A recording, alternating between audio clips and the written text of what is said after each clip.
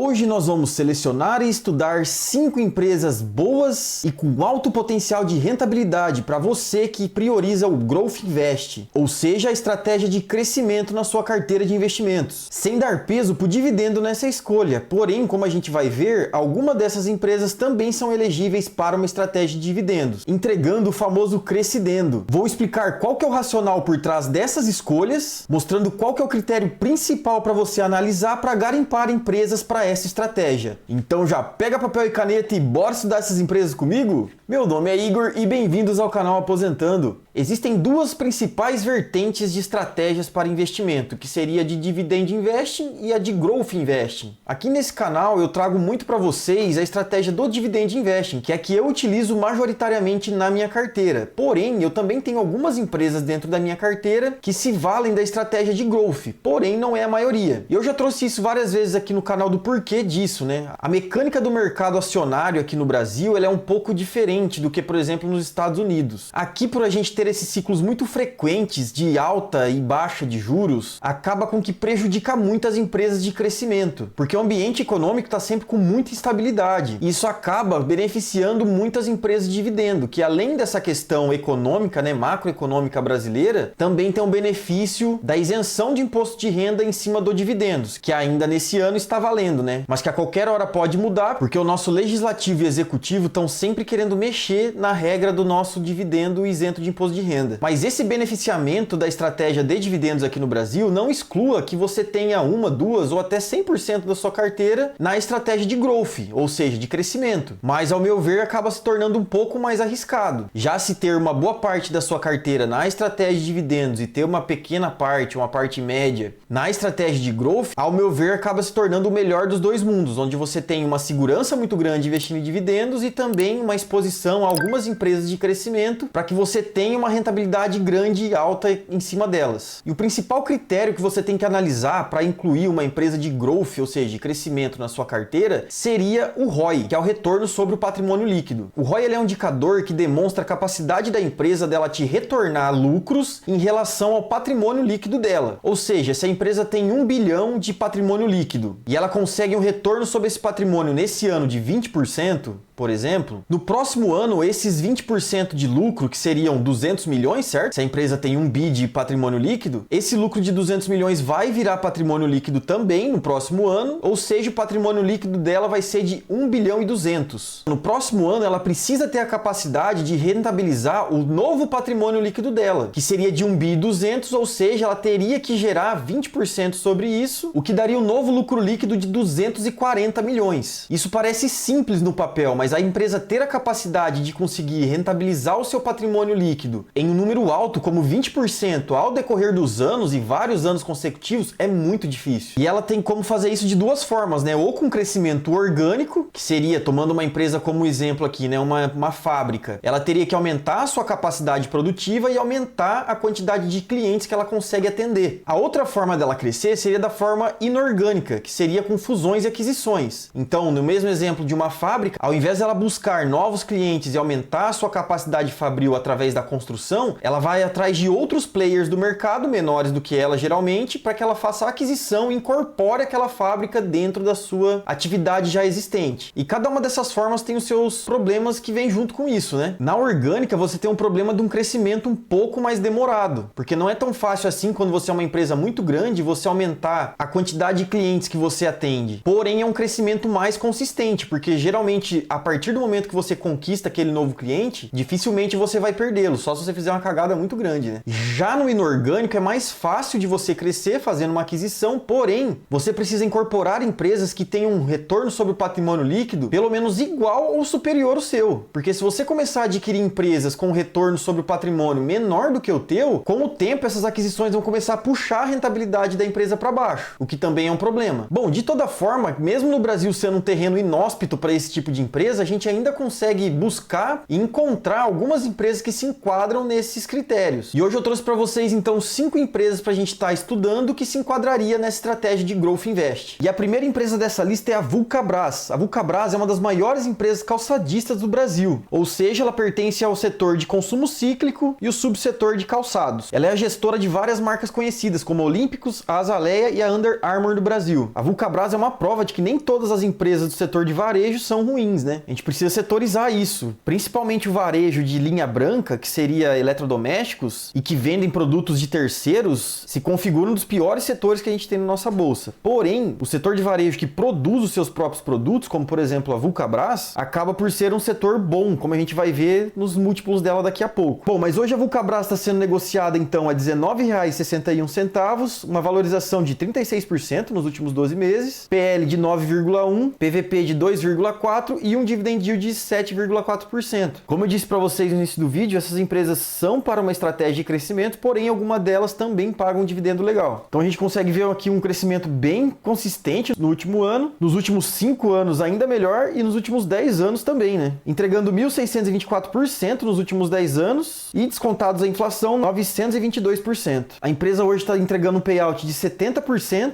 e uma margem líquida de 18,6%. E essa é uma tônica das empresas que nós vamos trazer aqui também. Além de um ROI elevado, as empresas aqui também vão ter uma margem líquida alta e uma dívida controlada. E a gente consegue ver que, tirando 2020, foi um ano excepcional, né? Pandemia, a empresa vem entregando uma margem acima de 16, 17% constantemente. Comparando com as empresas de varejo de linha branca, como por exemplo Magazine Luiza, elas conseguem operar com uma margem de 4% no máximo. No geral, 2 a 3%. Então 17% aqui é muita coisa. Um EV sobre EBITDA de 7,67%, um ROI de 26,62%, um ROI altíssimo, e a gente consegue ver que ela também vem mantendo um ROI acima de 20% desde 2021, e um valor de referência para que vocês tenham, né, que no Brasil um ROI acima de 14, 15%, que é o que bate a nossa taxa Selic em momentos de crise, já é um ROI muito elevado. E essa vai ser a empresa com um ROI menor que nós vamos analisar hoje. Um ROIC de 22,85% e uma dívida líquida sobre EBITDA de 0,02%, ou seja, praticamente inexistente a dívida da empresa. E devido a essas margens e ROI elevado, a empresa consegue entregar um crescimento de receita e de lucros absurdamente alto, né? 21,75% de crescimento de receitas nos últimos 5 anos e 79,45% de crescimento nos seus lucros. No quesito dividendos, a empresa vem pagando uma média de 6,34% nos últimos 5 anos. E um detalhe legal sobre a Vulcabras é que ela paga dividendos mensalmente. Então, para você que procura uma renda mensal, ela se enquadra também nesses critérios. E o que é difícil de encontrar na nossa bolsa, né? São pouquíssimas empresas que pagam dividendo mensalmente para os seus acionistas. Aqui nós temos a comparação de Vulcabras com os índices. Ela deu um banho no Ibov e no CDI nos últimos 5 anos. Nos últimos 10 anos, então, nem se fala, né? 1.720% contra 154% e 142% do CDI. A empresa hoje vale 5,3 bilhões no mercado, tem tag along de 100% e tem uma liquidez média diária satisfatória, né? 7,5 milhões é uma liquidez ok. E aqui o gráfico de receitas e lucros, né? Ela deu uma andada de lado de 2015 até 2020, mas após a pandemia, a empresa vem crescendo consistentemente tanto receita quanto seus lucros. E aqui aquele gráfico que a gente gosta de olhar bastante, né? O lucro versus cotação. Que a gente vê uma boca de jacaré enorme aberta aqui para a empresa, a favor de quem está comprando hoje. Passando agora para a segunda ação da nossa lista, que é a Vivara, uma empresa também do setor de consumo cíclico e que vende principalmente joias e acessórios. Para quem é da região sul, sudeste, assim como eu, provavelmente já viu algumas das lojas da Vivara em alguns shoppings por aqui. Hoje a Vivara está sendo cotada a R$ 25,20, com a valorização de 12% nos últimos 12 meses, um PL de 8,08, PVP de 2,27 e um dividend yield de 2,59. A Vivara é uma empresa que não está na bolsa há muito tempo, foi lançado o seu IPO em 2019, inclusive hoje ela está sendo negociada a um valor muito próximo do valor em que ela foi lançada, né? As ações dela foram lançadas no mercado a praticamente R$ 21 e hoje ela está a 25. E a gente vê que a empresa andou de lado durante todo esse tempo, né? Desde 2019 para cá, praticamente patinando na sua rentabilidade. Isso acontece principalmente porque as empresas no IPO elas saem por um preço totalmente fora da realidade. Então a maioria das empresas tem uma queda muito grande nos anos subsequentes ao seu IPO e depois sim que elas começam a entregar retorno para o seu acionista. E a gente consegue enxergar isso aqui pelo PL. A empresa foi lançada no mercado a um PL de 26,66 vezes chegou a subir a 47 vezes no ano de 2020 e hoje vem sendo negociada a um PL de 8. Ou seja, agora, depois de praticamente 6 anos do seu IPO, é que ela está com múltiplos saudáveis para você adquirir para sua carteira. A empresa não foca em pagar dividendos, né, com payout mínimo aqui de 23%, 21%, margem líquida altíssima também de 27,44%, isso é muita coisa, um EV sobre EBITDA de 7 e um ROI de 28,05%, um ROIC de 21,78 e uma dívida líquida sobre EBITDA também muito baixa de 0,3 vezes. E no quesito crescimento de receitas e lucros, 20,5% de crescimento de receitas nos últimos 5 anos e 37,9% de crescimento de lucros. Isso explica muito por que o PL da empresa está tão baixo. O preço dela se manteve e o crescimento de lucros foi muito grande, ou seja, na razão preço sobre lucro, se o lucro aumentou muito e o preço se manteve a mesma coisa, logo o PL vai lá para baixo. A gente vê que ela paga dividendos crescentes e saiu lá de 2019 pagando 17 centavos para agora 66 centavos em 2025, porém são muito baixos, né, com uma média de 0,98% nos últimos 5 anos. Mas com o crescimento de lucros desse, é até bom que a empresa não pague dividendos mesmo. Ela mantenha todo o caixa dentro da empresa para poder reinvestir e continuar aumentando seus lucros. A gente vê que em rentabilidade a Vivara perdeu para o Ibovespa e para o CDI, com ela entregando somente 25% em 5 anos, o Ibov 34% e o CDI 58%. Hoje a empresa vale no mercado 5,9 bilhões, ou seja, também é uma small cap. Como está listada no novo mercado, ela tem 100% de tag along e com uma liquidez diária de 56 milhões de reais, que também é bem tranquilo para o pequeno e médio investidor. Aqui a gente consegue ver o crescimento de receita e lucro da Vivara, um gráfico muito bonito, com crescimento de receitas ano após ano. Os lucros dão uma oscilada, né, mas também cresceram muito nos últimos anos, fechando 2024 com 553 milhões de lucro, contra 2019 257 milhões. Então ela mais do que dobrou o seu lucro em 6 anos. E aqui no lucro versus cotação, a gente também enxerga uma boca de jacaré favorável para o investidor, onde os lucros da empresa vieram crescendo ano após ano e a cotação vem apanhando, o que pode indicar uma boa oportunidade. Já a terceira empresa da nossa lista é a Marco Polo, com as ações Pomo 4. A Marco Polo é uma empresa do setor de bens industriais e que produz ônibus e micro-ônibus no nosso país, mas que vendem já para o mundo inteiro. Ou seja, é uma empresa que você consegue incluir na sua carteira pensando até numa diversificação no dólar. Hoje está sendo cotada a R$ 8,04, com uma alta de 31,5% nos últimos 12 meses, um PL de 8,1, um PVP de 2,3 vezes, e um dividend yield de 7,1%. A empresa nos últimos 5 anos entregou uma valorização absurda para o seu acionista. Na verdade, ela andou de lado aqui por muito tempo, de 2020 até 2022, e a partir de lá teve essa alta incrível, entregando aqui então para o seu acionista em 10 anos 466% de valorização e excluindo a inflação 235%.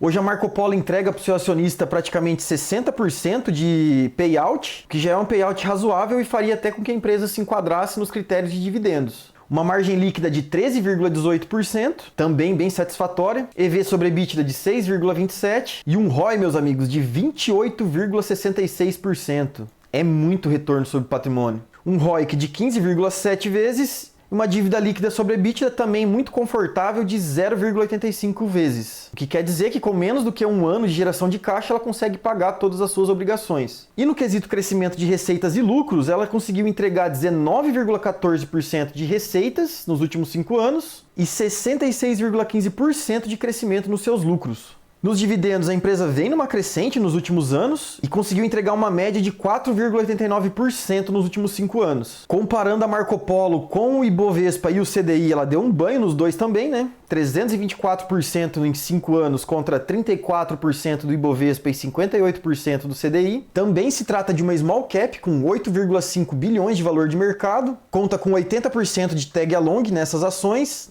e tem uma liquidez média diária também satisfatória, de 60,5 milhões de reais. Aqui a gente vê o desenvolvimento da empresa no quesito crescimento de receitas e lucros, onde ela teve uma queda aqui no ano de 2020 por causa da pandemia. Inclusive eu tenho um amigo que trabalha numa empresa concorrente da Marco Polo, que é a Comil, e nesse ano eles tiveram uma queda muito brusca de vendas. Todos os contratos que eles tinham com governos estaduais, federais, foram paralisados porque os recursos de praticamente todos os governos foram endereçados para o combate à pandemia. E isso paralisou a aquisição de novos carros. Então fez com que o ano de 2020 e 2021 fosse bem complicado para essas empresas de produção de ônibus. E aqui no gráfico de lucro versus cotação, a gente vê que não tem uma simetria muito grande em relação às outras empresas que a gente analisou. O lucro subiu muito, porém a cotação acompanhou o lucro. Inclusive, nesse momento, está um pouco acima do que o lucro da empresa, indicando que esse pode não ser o melhor momento para comprar as ações da empresa. Isso, claro, por esse gráfico, né? Você nunca pode analisar isoladamente um indicador somente. Passando agora para a quarta empresa da nossa lista, que é a WEG, e é a única delas que eu possuo hoje na minha carteira. A WEG também se situa no setor de bens industriais e produz uma porrada de produto diferente, como motores elétricos, geradores, painéis solares, equipamentos para energia eólica, tintas e vernizes. E dá para encher mais uma mão de produto que a WEG produz. Ela é uma gigante do nosso mercado e é considerada por muitos a melhor empresa da nossa bolsa no quesito qualidade. E essa semana vai sair um vídeo específico sobre a WEG, onde nós vamos analisar exatamente todos os produtos que ela produz e analisar o último relatório trimestral da empresa. Então, se você ainda não é inscrito do canal, já se inscreve e deixa um like para que você não perca esse próximo conteúdo. A WEG vem sendo negociada hoje a R$ 39,70, desvalorizando 12,03% nos últimos 12 meses, com um PL de 26,6 vezes, um PVP de 7,8 e um dividend yield bem baixo de 2,07%.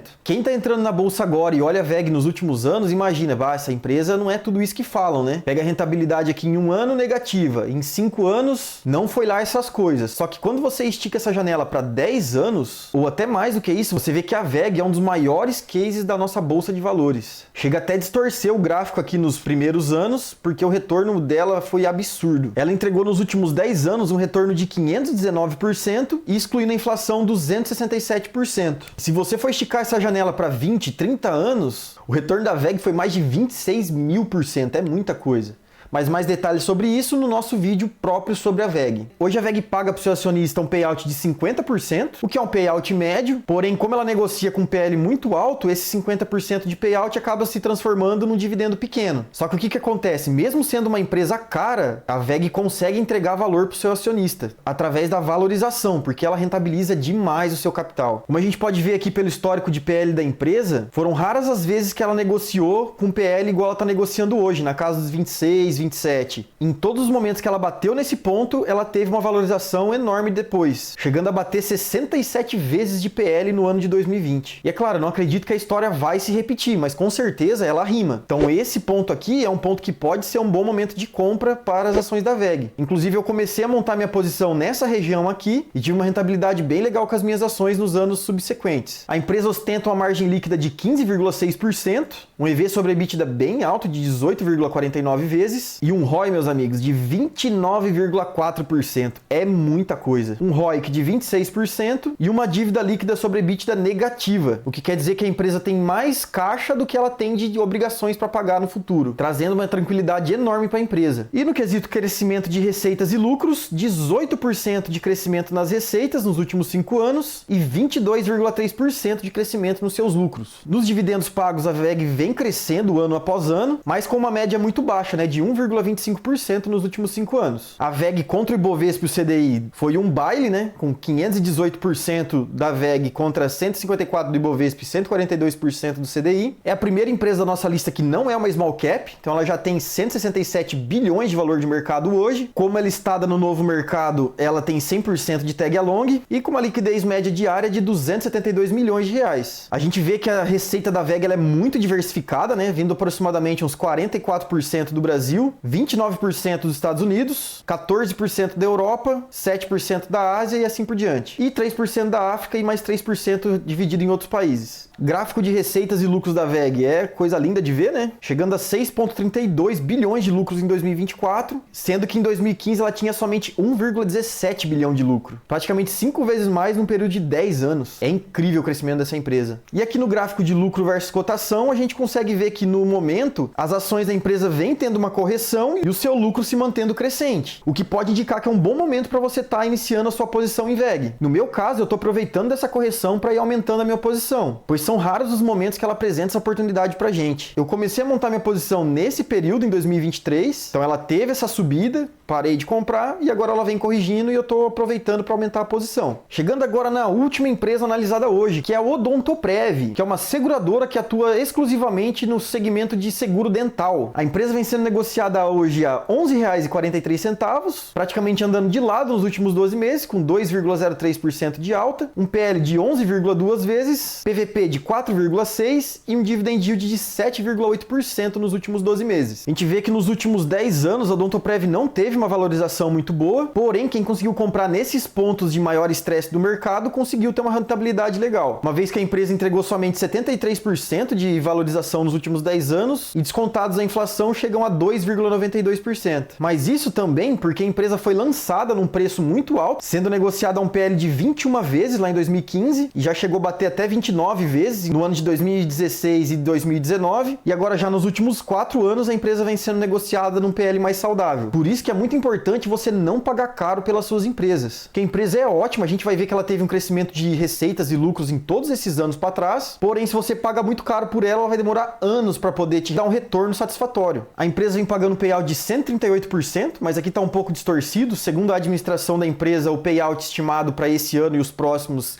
é de 90%, uma margem líquida de 24,2%, também muito alta, EV sobre EBITDA de 7,4 vezes, é a campeã em ROI da nossa seleção hoje, com 41,2% de rentabilidade sobre o patrimônio líquido, e uma dívida líquida sobre EBITDA também negativa, de 0,6 vezes. O crescimento de receitas e lucros um pouco mais modesto do que as outras empresas analisadas, com 5,5% de crescimento de receitas e 9,3% de crescimento de lucros. E um dos fatores por trás disso é porque ela paga um payout muito alto para os seus acionistas, sobrando pouco recurso do seu lucro para ela poder reinvestir na operação. No quesito dividendos, a gente vê que a empresa não falhou nenhuma vez nos últimos 10 anos, e em 2024 ela pagou um não recorrente. Até por isso que a gente está com aquele payout lá de 138%. Na rentabilidade, como a gente viu, a Odontoprev não conseguiu entregar valor para o seu acionista, devido ao fato do PL muito alto que ela tinha naquele momento. Então, em 10 anos, ela entregou 73% contra 154% do Ibov e 142% do CDI. Ela também é uma small cap do nosso mercado, com 6,3 bilhões de valor de mercado, é listada no novo mercado, ou seja, também tem 100% de tag along e com uma liquidez média diária de 22 milhões, que também é razoável. Como eu havia falado, o crescimento de receitas e lucro da empresa é muito top, e isso deve muito ao fato dela estar num dos melhores setores da nossa bolsa, né? Como eu já disse em vários vídeos aqui do canal, inclusive vou estar deixando aqui no card o vídeo sobre as seguradoras que eu fiz para ajudar você a entender qual que é melhor para sua carteira. E no nosso gráfico de lucro versus cotação, a gente vê também uma boca de jacaré enorme, favorável ao investidor, onde a cotação da empresa vem andando de lado nos últimos anos e o lucro constantemente crescente, o que pode indicar um momento ótimo para você estar adquirindo ações dessa companhia. Bom, pessoal, essas foram as empresas analisadas no dia de hoje. Como vocês podem ver, a maioria delas, tirando a VEG, são small caps, e isso não é à toa, porque a maior capacidade de crescimento que você vai ver em empresas são de small caps, porque é muito mais difícil uma empresa muito consolidada no mercado ela dobrar de valor do que uma empresa que tem valor de mercado ali de 8, 5 bilhões de reais dobrar, triplicar de valor. Então, se você opta por essa estratégia de crescimento, invariavelmente você vai ter que ter várias small caps na sua carteira. E é importantíssimo que você entenda que o risco nas small caps são muito maior. Então, você precisa diversificar e diluir o seu capital em várias delas. Eu diria que o interessante seria ter no mínimo 3, idealmente 5, no máximo umas 7 empresas small caps. Assim você consegue diluir o risco e se expor nesse mercado que tem uma capacidade de valorização muito alta. E claro, se você conseguir casar isso com uma empresa que consiga pagar dividendos também, melhor ainda, né? Você vai ter o famoso crescidendo. Mas o principal de tudo é ter uma estratégia bem definida e seguir aquilo religiosamente todos os meses, fazendo seus aportes, reinvestindo os dividendos e esperando a mágica da bola de neve acontecer. Dessas ações estudadas hoje, eu tenho somente a VEG na minha carteira, mas estou pensando seriamente em incluir uma ou duas dessa lista também, pois são ótimas empresas e estão mostrando uma janela muito boa para o investidor começar a montar posição. Então, se você não quiser perder das próximas movimentações da nossa carteira, eu vou estar deixando aqui a playlist com todos os vídeos mensais que nós temos de movimentação na nossa carteira. E se você chegou até aqui, já deixa um joinha, se inscreve aqui no canal para que você apoie o nosso trabalho e não perca mais nenhum vídeo que está por vir. Eu fico por aqui, até o próximo vídeo e valeu!